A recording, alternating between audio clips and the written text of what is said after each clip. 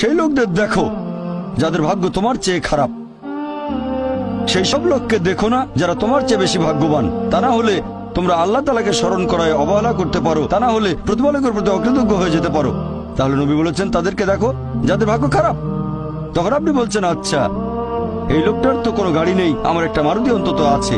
তাকে দেখবেন না যারা সে মার্সিডিজ। ও আমার মার্সিডিজ নেই কেন? ওই লোকের গাড়ি নেই, আমার তো একটা আছে। আপনি আল্লাহকে ধন্যবাদ জানাবেন।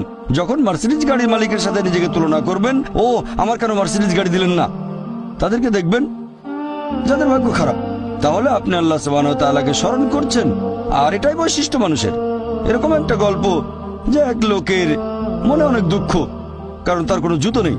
তারপরে সে একটা লোককে দেখলো যার একটা পাই নেই। লোকটা অভিযোগ করতো আল্লাহর কাছে যে জুতো নেই, আল্লাহর কাছে অভিযোগ করতো আমার কোনো জুতো নেই। তারপর সেই লোকটাকে দেখলো যার একটা পা নেই। তখন সে আল্লাহকে ধন্যবাদ জানালো, আমার অন্তত দুটো পা আছে।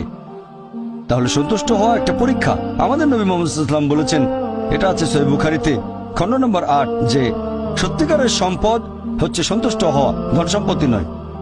সত্যিকারের সম্পদ হলো সন্তুষ্ট হওয়া, পরিতুষ্ট হওয়া। আপনার যা কিছু আছে সেটার জন্য বলবেন আলহামদুলিল্লাহ।